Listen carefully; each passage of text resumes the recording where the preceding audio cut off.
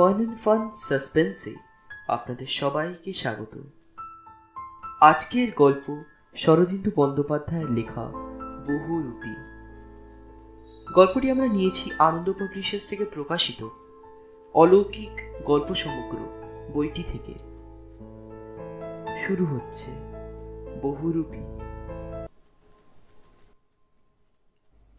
এটা বড়তার গল্প হইলে কখনোই বিশ্বাস করিতাম না, কিন্তু দুঃখের সহিত বলিতে হইতেছে যে ব্যাপারটা আমার চোখের সম্মুখেই ঘটিয়াছিল, সুতরাং হাসিয়ে উড়িয়া দিবার আর কোনো পথ নাই। যদিও বড়দা মূলত এই ঘটনার সহিত ঘনিষ্ঠভাবে জড়িত ছিল, তবু এত বড় ভোজবাজি তাহার মতো মিথ্যেবাদীর পক্ষেও অসম্ভব বলিয়া মনে করি। গত শীতকালে বড়দার মস্তকে হঠাৎ বিষয়বুদ্ধি চগাড় দিয়া উঠিয়াছিল। শহর হইতে মাইল 15 দূরে বেড়ার গ্রাম্য ভাষায় যাহাকে দেহাত বলে, সেই অজপাড়া গায়ে বর্দার কিছু ধান জমি ও কয়েক ঘর কায়েমি প্রজা ছিল। এতকাল ফৌজদার সিং নামক জনৈক শিশোদীয় বংশীয় রাজপুত এই সকল বিষয় সম্পত্তির তত্ত্বাবধানে নিযুক্ত ছিলেন, কিন্তু হঠাৎ বড়দা শিশোদীয় রাজপুতের সততা সম্বন্ধে সন্দিহান হইয়া স্বয়ং দুর্জয় শীতে ধান কাটিবার জন্য প্রস্থান করিল। 10 দিনের মধ্যে তাহার আর কোনো খবরই পাওয়া গেল না। প্রত্যহ সন্ধ্যার পর ক্লাবে বসিয়া অনর্গল মিথ্যা কথা না বলিবে, যাহার স্বাস্থ্য খারাপ হইয়া যায়, সঙ্গীহীন পাড়াগায় তাহার এই দীর্ঘ প্রবাস কি করিয়া কাটিতেছে, এই প্রশ্ন আমাদের উদ্বিগ্ন করিয়া তুলিল। সেখানে বড়দা কাহাকে আসারে গল্প শোনাইতেছে। আমরা ভাবিয়াছিলাম 2 দিন চাইতে না চাইতে সে পালাইয়া আসিবে, কিন্তু একই দেখি 10 দিন কাটিয়া গেল, এখনও তাহার দেখা নাই। তাহার বাড়িতে অনুসন্ধান করিয়া জানা গেল, বড়দা নিজের কাছারি বাড়িতে পরম সুখে কালাতিপাত করছে। শীঘ্র ঘরে ফিরিবার ইচ্ছা নাই। ধান কাটানো যে কিরূপ আনন্দদায়ক কার্য, তাহাই উচ্ছ্বসিতভাবে বর্ণনা করিয়া লম্বা চিঠি লিখিয়াছে। শুনিয়া আমরা স্তম্ভিত হইয়া গেলাম। অমূল্য বলিল, ধান টান সব মিছে কথা, যা হয়েছে আমি বুঝেছি। বড়দার বউ ওকে বাড়ি থেকে তাড়িয়ে দিয়েছে। অঙ্ক মহিলা হলেও ধৈর্যের একটা সীমা আছে তো। তা সে কারণ যাই হোক, বড়দার অভাবে ক্লাবের সন্ধ্যা অধিবেশনগুলি নিঝুম ও মৃয়মাণ হইয়া পড়িতে লাগিল। বড়দা যতই মিছে কথা বলুক, সে একজন সত্যিকার মজলিসী লোক, তা ক্রমশ সকলেই হৃদয়ঙ্গম করিতে লাগিলেন। এমনকি অমূল্যকে দেখিয়াও মনে হইতে লাগিল, তর্ক করিবার একজন প্রতিপক্ষর অভাবে সে ভিতরে ভিতরে বিশেষ মুষড়াইয়া পড়িতেছে। অবশেষে 14 দিনের মাথায় বড়দার চিঠি আসিল।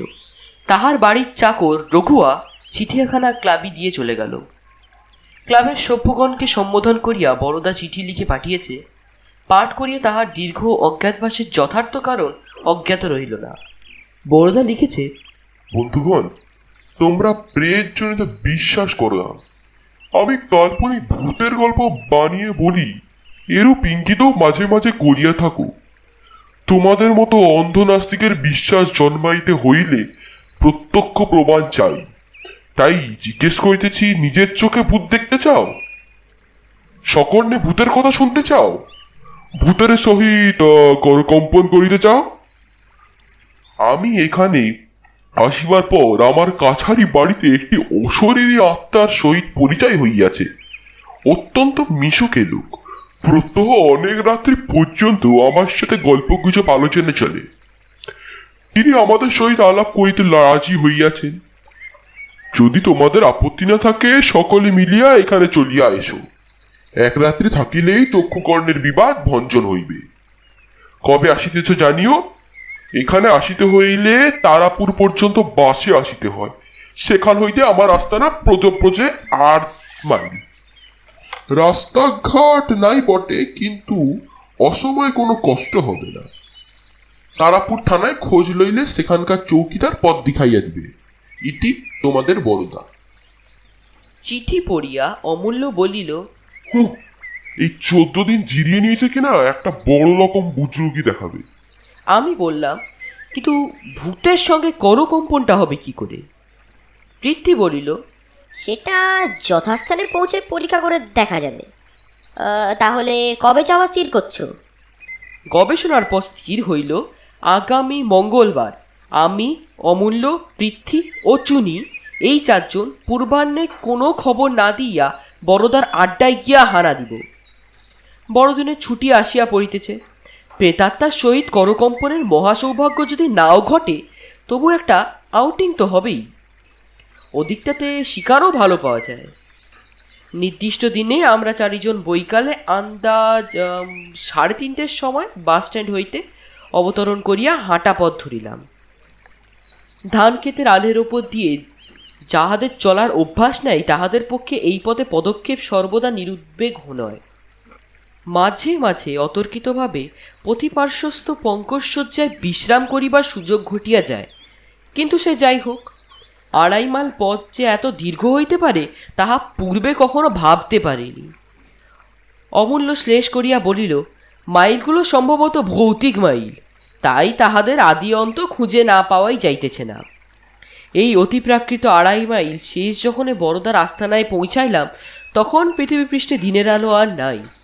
কেবল পশ্চিম আকাশে শীর্ণ সন্ধ্যালোক মুমূর্ষু প্রাণ শক্তির মতো নিবার্ণমুখ হইয়া আসিতেছে। চারিদিকে কোনো মানুষের বসত নাই।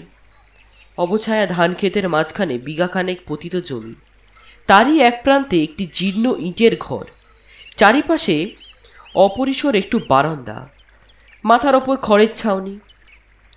পতিত জমির ওপর স্থানে খড়ের স্তূপ রাখা আছে। প্রথমটা লোকজন কাকেও দেখিতে পাইলাম না। ঠিক স্থানে পৌঁছাইছি কিনা সন্দেহ হইতে লাগিল।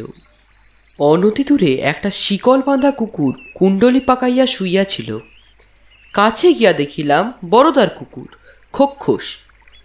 খোক্ষসের সহিত আমাদের প্রণয় ছিল, কিন্তু সে বিশেষ উৎসাহ প্রদর্শন করিল না।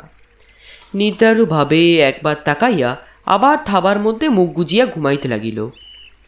কিন্তু বড়দা কোথায়? ঘরের মধ্যে আলো জ্বলিতেছে না।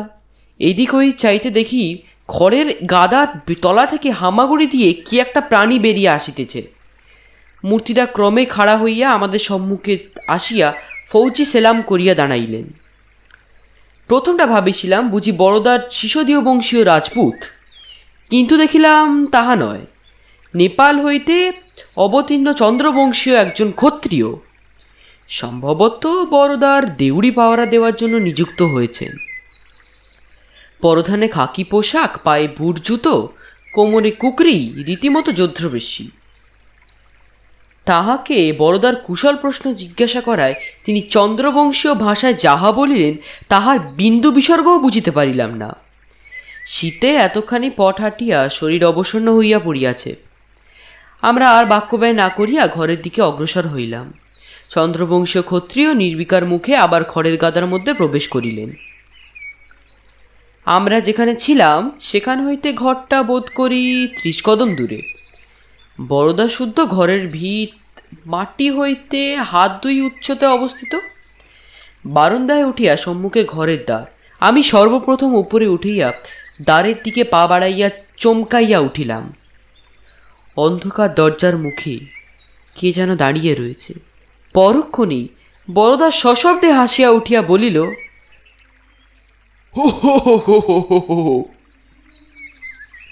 এসো, খবর না দিয়ে এলেছি, আমাকে বিশ্বাস করতে পারলে না? আমরা ঘরে প্রবেশ করিলাম। বড়দা একটা তেলের ল্যাম্প জ্বালাইয়া টেবিলের ওপর রাখিল। অমূল্য ঈষৎ বিরক্তির স্বরে বলিল, ঘরেই ছিলে তো, সাড়া দিচ্ছিলে না কেন? দেয়ালা হচ্ছিল বুঝি? উত্তরে বড়দা কেবল হাসিল, বলিল, বসো সবাই, শীত নিশ্চয় কালিয়ে গিয়েছ, চা তৈরি আছে, দিচ্ছি। বলিয়া প্রকাণ্ড একটা থার্মো ফ্লাস্ক হইতে ধুমায়িত চা ঢালিয়া সবাইকে দিতে লাগিল। চা খাইতে খাইতে বড়দার ঘরের চতুর্দিক চক্ষু ফিরাইয়া দেখিতে লাগিলাম। ঘরের কোথাও এতটুকু প্লাস্টার নেই। নোনা ধরা লাল ইটগুলো সারি সারি দাঁত বাহির করিয়া আছে। মেঝে মাটির গোমাই দিয়া লিপ্ত। এক কোণে একটা ক্ষুদ্র চারপেয়ের ওপর বড়দার লেপ বিছানা স্তূপাকৃত রহিছে, আর এক কোণে একটা বড় কাঠের সিন্ধুক, তাহার ওপর চায়ের সরঞ্জাম, স্টোভ ইত্যাদি রাখা আছে। ঘরের মধ্যস্থলে একটা কেরোসিন কাঠের টেবিল এবং তাহাই ঘিরিয়া কয়েকটা কিঞ্চির মোড়ার ওপর বসিয়া অনুজ্জ্বল ল্যাম্পের আলোয় আমরা কয়েকজন চা পান করিতেছি। খোলা দরজা দিয়ে ঠান্ডা বাতাস আসিতেছিল। বড়দা সেটা বন্ধ করিয়া দিয়া আমাদের মধ্যে আসিয়া বসিল। তৃপ্তভাবে দুহাত ঘষিতে ঘষিতে বলিল, আমার ঘরটা কেমন দেখছো? ঘর ছিল না, কেবল 4টি পুরনো দেওয়াল দাঁড়িয়েছিল। আমি এসে ঘরের চাল তুলে বাসের উপযোগী করে নিয়েছি। বেশ হয়নি? খাসা হয়েছে। পেয়াদা সিপাহী চিরকাল বাইরের খড়ের ছাপ্পার তৈরি করে তার মধ্যেই থাকে, এবারেও তাই আছে। কিন্তু আমি ভাই সেটা পারলুম না। এরপরের তলায় এক রাত্রি শুয়েছিলুম। বাপরে কি শীত! ঘরের মধ্যে একরকম ভালোই আছি। আচ্ছা, ঘরটা তোমাদের বেশ বোধ হচ্ছে না? আমরা সকলে ঘাড় নাড়িয়া সায় দিলাম। বলিয়া বড়দা ঠিক কি বুঝিতে চাইল বুঝিলাম না। ঠিক এই ঘরে পদার্পণ করিবার পর হইতে আমার মনের উপর কেমন একটা ছায়া পড়িতে আরম্ভ করিয়াছিল। মনের সে পরিহাস তরল ভাব আর ছিল না। কোথায় এ ঘরের কি গলদ আছে বুঝতে পারিতেছিলাম না। অথচ অপরিচিত অন্ধকার পথে চলিবার সময় যেমন চক্ষুকর্ণের তীক্ষ্ণতা অজ্ঞাতসারে বাড়িয়া যায়, তেমনি একটা দুর্লক্ষ অবাস্তব সংশয় আমার ইন্দ্রিয়গুলোকে অতিশয় সতর্ক ও সচেতন করিয়া তুলিয়াছে। চেয়ার পেয়ালা নামাইয়া রাখিয়া অমূল্য বলিল, তারপর তোমার ভূত কই? বড়দার হাসি মুখ আস্তে আস্তে গম্ভীর হইয়া গেল। সে যেন কয়েক মুহূর্ত উৎকীর্ণ হইয়া কি শুনিল। তারপর অমূল্যের দিকে ফিরিয়া ঈষৎ ক্ষুব্ধ স্বরে বলিল, ভয় নেই, তার পরিচয় পাবে। মিছে তোমাদের এত দূরে আনিনি। চুনি জিজ্ঞাসা করিল, কতক্ষণে তার দর্শন পাওয়া যাবে? তার আসার সময়ের কিছু স্থিরত্ব আছে কি? বড়দা বলিল, কিছু না, শুধু তাই নয়, কোন রূপে তিনি আসবেন তারও স্থিরত্ব নেই। আমরা মোড়া টানিয়া আরো ঘনিষ্ঠ হইয়া বসিলাম। পৃথ্বী হাসিবার চেষ্টা করিয়া বলিল, সেটা কিরকম? বড়দা বলিল, তিনি মানুষের রূপ ধারণ করে আসেন বটে, কিন্তু চেহারা সবসময় একরকম হয় না। তার মানে কি? তার মানে বড়দা যেন একটু ইতস্তত করিল। অশরীরী আত্মাকে স্থূল দেহ ধারণ করতে হলে কিছু জান্তব মাল মশলার দরকার হয়। আত্মার বিজ্ঞানের ভাষায় একটোপ্লাজম। এই একটোপ্লাজম প্রয়োজনের মতো না পেলে চেহারা একটু অন্যরকম হয়ে যায়। অমূল্য বলিল, ওহ, তোমার সেই পুরাতন থিওরি। কিন্তু তোমার ইনি একটোপ্লাজম পান কোথা থেকে? বড়দা একটু চুপ করিয়া থাকিয়া শেষে ধীরে ধীরে বলিল, বোধহয় খোক্ষসের গা থেকে। তিনি যতক্ষণ থাকেন কুকুরটা নির্জীব হয়ে পড়ে থাকে, নড়ে চড়ে না, ডাকেও না। তবে শুধু যে একটোপ্লাজমের তারতম্য চেহারায় তারতম্য হয় তা নয়, অন্য কারণও আছে। অন্য কারণটা কি? ইচ্ছা। প্রেত জনে ইচ্ছা করলেই চেহারা বদল করতে পারে, কারণ তাদের দেহের উপাদান মানুষের দেহের উপাদানের মতো কঠিন বস্তু নয়। এই সময় বড়দার একটু বিশেষভাবে লক্ষ্য করিলাম, এই কয়েকদিনে তাহার কি একটা পরিবর্তন ঘটিয়াছে। পরোক্ষ বিশ্বাসের গণ্ডি ছাড়াইয়া যেন সে সাক্ষাৎ উপলব্ধির দৃঢ়তার ভিত্তির উপর পা দিয়া দাঁড়াইয়া আছে। তার্কিকে জুজুৎসু একেবারেই নাই। মুখে একটা নিঃসংশয় প্রসন্নতার ভাব, ঠোঁটের কোণে একটু সকৌতুক কোমলতা ক্রীড়া করিতেছে। বড়দার এই অবস্থান্তর আমার মনের ছায়াকে আরো গাঢ় করিয়া তুলিল। পৃথ্বী বলিল, থিওরি যাক, এখন ঘটনাগুলো বলো শুনি।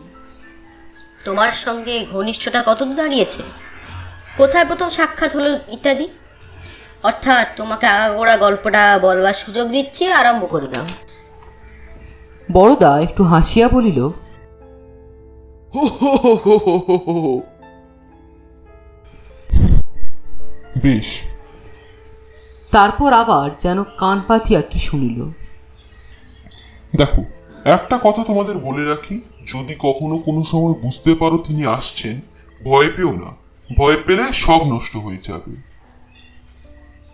চারিদিকে সচকিতভাবে একবার চাইয়া আমার আশ্বাস দিলাম, ভয় পাইব না।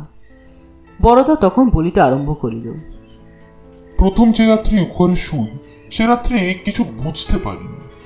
দ্বিতীয় রাত্রে হঠাৎ এক সময় ঘুম ভেঙে গেল। শুনতে পেলুম ঘরের মধ্যে কে খসখস করে চলে বেড়াচ্ছে। দরজা বন্ধ করে শুয়েছিলুম। ভাবলাম শীত কেটে চোর ঢুকেছে হয়তো। বালিশের তলায় টর্চ ছিল। হঠাৎ জেলে ঘরের চারদিক দেখলুম, কেউ কোথাও নেই। আবার আলো নিভিয়ে যেন শুয়েছি, অমনি খসখস শব্দ শুরু হলো। আবার আলো জ্বাললুম। এরকম 3-4 বার হলো। তারপর হঠাৎ বুঝতে পারলুম চিরজীবন এই বিস্ময় নিয়ে নাড়াচাড়া করেছি, তবু বুকের ভিতরটা ধরফর করে আমার উঠল। আলো নিভিয়ে গলার স্বর যথাসাধ্য সংযত করিয়া বলিলুম, আপনি কে? আমি জানি না, কিন্তু আপনার যদি কিছু বলবার থাকে আমাকে বলতে পারেন। মনে হলো যে আমার বিছানার পাশে এসে দাঁড়ালো। তারপর ভাঙা ভাঙা অস্পষ্ট আওয়াজ শুনতে পেলাম, আপনি ভয় পাবেন না? লেপের মধ্যে থেকে হাত পা ঠান্ডা হয়ে গিয়েছিল। বললুম, না। তিনি মৃদু কণ্ঠে একটু হাসলেন, যেন আমার অবস্থা বুঝতে পারছেন। হাসি শুনে আমার মনে সাহস হলো। আমি সহানুভূতিপূর্ণ নরম হাসি, একটু করুন। আমি বললুম, দাঁড়িয়ে রইলেন কেন, বসুন। চোখে কিছুই দেখতে পেলুম না, অনুভব করে বুঝলুম তিনি আমার বিছানার পাশে বসলেন। তারপর নিঃশ্বাসের মতো মৃদুস্বরে বলিলেন, আমি এই ঘরটাতে থাকি। আপনি এসে পর্যন্ত আলাপ করিবার জন্য ছটফট করছি, কিন্তু পাছে আপনি ভয় পান তাই সাহস হচ্ছিল না। আমি কি বলবো ভেবে পারলুম না। তিনি বলতে লাগলেন, এখানে প্রায় 25 বছর আছি। ঘরটা আমিই তৈরি করিয়াছিলুম। তারপর মৃত্যু হলো এখানেই। প্লেগ হয়েছিল, সৎকার করিবার লোক নাই। মৃতদেহটাকে শেয়াল কুকুর ছেঁড়াছুড়ি করলো। সেই থেকে এই জায়গায় ছেড়ে যাবার আমার উপায় নেই, একলাই থাকি। আপনি এসেছেন দেখে ভারী আনন্দ হলো। কারোর সঙ্গে তো মিশতে পারি, দু একটা কইবার সুযোগও পেলাম। সবাই ভয় পায়, অথচ আমি আবার কারো অনিষ্ট করতে চাই না, কোনো ক্ষমতাও নেই অনিষ্ট করার। কেন বলুন দেখি সবাই ভয় পায়? এ প্রশ্নের উত্তর জানি না, তাই জবাব দেওয়াও হলো না। তিনি বললেন, আমি যদি মাঝে মাঝে এসে আপনার সঙ্গে গল্প সল্প করি, আপনার কষ্ট হবে না তো? আমি বললাম, না, বরং খুশি হব। তিনি গাঢ় স্বরে বললেন, ধন্যবাদ। আচ্ছা, আমাকে চোখে দেখলে কি আপনি খুব ভয় পাবেন? সত্যি বলছি, আমার চেহারা বিভৎস নয়, সাধারণ মানুষের মতোই। বুকের ভেতর দুরু দুরু করে উঠল, কিন্তু বললুম, না না না, ভয় পাবো না। তিনি বললেন, তবে আলোটা জ্বালুন। মনকে দৃঢ় করে টর্চ জ্বালল। মুহূর্তের জন্য তাকে দেখতে পাওয়া গেল। আমাদের এই সমবয়স্ক একটি যুবক, ময়লা রং, বড় বড় চুল, অগ্রভরা চোখ, আমার পানে চাইয়া রইয়াছেন। নিতান্তই সহজ মানুষের চেহারা, ভয় পাওয়ার কিছু নেই, কিন্তু তবু বুদ্ধি বিবেচনা করে কাজে লাগিল না। সমস্ত অন্তরাত্মা যেন ভয়ে আটকে উঠল। মূর্তিও সঙ্গে সঙ্গে মিলিয়া গেল। শুনতে পেলুম বাইরে খোক্ষস কুকুরটা কান্নার মতো একটা আওয়াজ করিয়া ডেকে উঠিল। বড়দা চুপ করিল। ফুসফুস হইতে অবরুদ্ধ বাষ্প মুক্ত হইয়া বলিলাম, তারপর? বড়দা বলিল, তারপর সহসা উঠে দাঁড়াইল, পূর্বের ন্যায় উৎকীর্ণ হইয়াও শুনলে। তারপর আমাদের দিকে ফিরিয়া তাড়াতাড়ি বলিল, সবাই সংক্ষিপ্ত হইয়া আসিছে। হ্যাঁ, তারপর ক্রমে ভয়ে কেটে গেল। আর রোজই তিনি আসতেন, অনেক কথাবার্তা হয়। আমাদের সঙ্গেও মাঝে মাঝে দেখা করবার জন্য তিনি উৎসুক ছিলেন, কিন্তু আর সময় নেই। তোমরা এখন এসো। বড়দা আমার দিকে প্রসারিত করতাল বাড়াইয়া দিল। কিছু না বুঝিয়া তাহার সহিত শেক হ্যান্ড করিলাম। বড়দার হঠাৎ হইল কি, আমাদের বিদায় করিতে চায় নাকি? অমূল্য বলিল, কিন্তু কই, তিনি এখনো দেখা দিলেন না যে? বড়দা আবার হাসিয়া বসিয়া পড়িল। মুখের উপর দিয়া একবার হাত চালাইয়া বলিল, হয়তো দেখা দিয়েছেন, তোমরা জানতে পারো। এই সময় বাহিরে দ্রুত পদধ্বনি শোনা গেল। আমরা চমকাইয়া সোজা হইয়া বসিলাম। পদশব্দ বারান্দার উপর উঠিল। তারপর বদ্ধ দরজায় সজোরে ধাক্কা পড়িল। হার্দযন্ত্রটা ওই ধাক্কার সঙ্গে সঙ্গে চমকাইয়া উঠিল। আমরা প্রশ্ন বিস্ফারিত চক্ষে পরস্পরের পাই চাইলাম। এ সময় হঠাৎ কে আসিল? তবে কি বড়দার মুখে একটা ম্লান হাসি ক্রীড়া করিতেছিল। সে পূর্ণ চক্ষে আমার পানে চাহিয়া বলিল, বুঝতে পারছো না? আমি নীরবে মাথা নাড়িলাম। বড়দা ব্যথিত অবসন্ন কণ্ঠে বলিল, এখনই বুঝতে পারবে, দোর খুলে দাও। দ্বার খুলিয়ে দেব, কিন্তু কিন্তু দ্বারের উপরে কি আছে? আবার সজোরে ধাক্কা পড়িল। বড়দা আবার চোখের নীরব ইঙ্গিতে আমাকে দ্বার খুলিয়া দিতে বলিল। আমি মোহচ্ছন্নের মতো উঠিয়া গিয়া দ্বারের হুড়কা খুলিয়া দিলাম। অধীর হস্তে কবাট ঠেলিয়া ঘরে প্রবেশ করিল বড়দা। বড়দা বলিয়া উঠিল, আরে তোমরা এসেছো? আমি একটা কাজে বেরিয়েছিলাম। আমাদের মুখ দেখিয়া বড়দা অর্ধপথে থামিয়া গেল। আমরা সকলে যে মোড়ায় বড়দা বসিয়াছিল সেই দিকে ফিরিলাম। দেখিলাম মোড়ায় যে বসিয়াছিল সে নাই, মোড়া খালি। এই সময় বাহিরে বড়দার কুকুরটা কান্নার মতো একটা দীর্ঘ একটানা সুরে ডাকিয়া উঠিল। বড়দা সেই ডাক শুনিয়া তীক্ষ্ণ চোখে আমাদের পানি চাইল, তারপর ব্যগ্র কণ্ঠে বলিল, তবে কি? আমি অতি কষ্টে গলা হইতে আওয়াজ বাহির করিলাম, হ্যাঁ, অতিথি সৎকারের কোনো ত্রুটি হয়নি, কিন্তু কিন্তু ভাই, আজ রাত্রি আমরা বাড়ি ফিরব।